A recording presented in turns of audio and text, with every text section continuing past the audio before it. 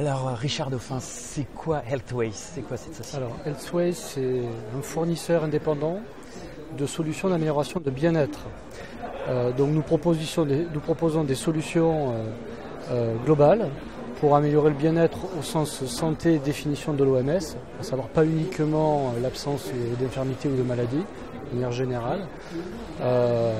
Et nous faisons ça depuis plus de 30 ans. Et nous couvrons aujourd'hui une population autour de 70 millions de personnes à travers le monde. Donc ça veut dire quoi? Ça veut dire aussi bien accompagner des personnes en bonne santé et les aider à le rester, accompagner des personnes pour prévenir des facteurs de risque et éviter les complications, ou aller jusqu'à l'accompagnement de malades chroniques pour les aider à prendre en charge leur maladie. Et c'est ce que nous faisons aujourd'hui avec la Caisse nationale d'assurance maladie des travailleurs salariés, donc la CNAMTS, notamment dans le cadre du programme SOFIA, qui est un programme d'accompagnement national des malades chroniques, avec une première étape autour du diabète, qui a été lancée en 2011. Alors la vraie innovation dans les mois qui viennent de Healthways, c'est quoi? Alors en fait, la vraie innovation, c'est quelque chose qui a été engagé aux États-Unis depuis pas mal de temps et qui commence vraiment à émerger en France. C'est cette notion de bien-être versus la maladie d'ailleurs, donc une dimension un peu plus large, et c'est surtout la combinaison de 3 éléments qui sont au cœur de nos solutions, que sont le changement comportemental, qui est la base. Nous ne faisons pas de la médecine à distance, nous agissons sur les comportements, et donc toutes nos solutions embarquent du changement comportemental. Nous avons un partenariat stratégique avec ProChange et le professeur Prochaska autour de ça. La notion d'engagement, comment on incite les gens à participer au programme et à y rester et maintenir leur motivation dans les programmes. Et toute la notion de collecte, d'analyse et d'exploitation de données pour orienter nos programmes d'accompagnement et dans un objectif de meilleure efficacité médico-économique.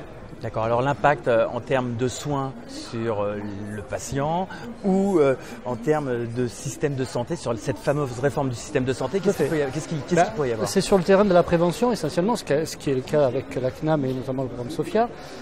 Donc l'objectif, c'est améliorer la santé d'une part et réduire la dépense santé in fine.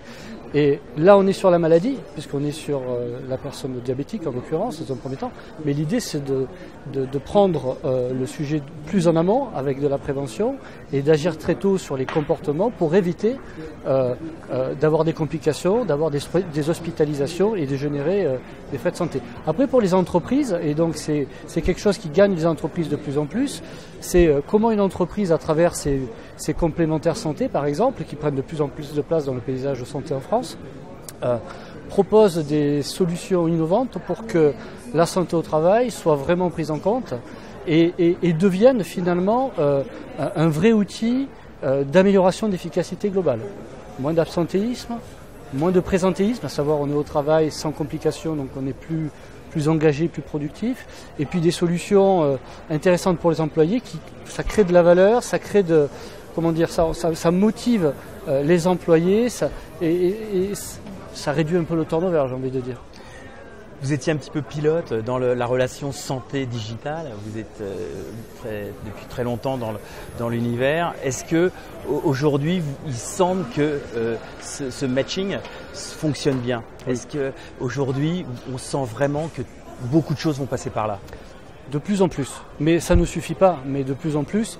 Et non seulement il faut penser digital, multicanaux dans le digital, et il y a plusieurs façons de faire du digital, mais il faut aussi proposer des solutions engageantes qui créent de l'usage, qui créent un peu de passion dans l'utilisation de tous les jours, et pas un gadget qu'on utilise une fois dans le dispositif. Mais notre proposition, nos solutions ont plusieurs composantes. Il y a une notion de coaching digital, ce qu'on appelle l'autogestion, où on dispose d'outils sur un mobile, un smartphone, sur un portail, etc.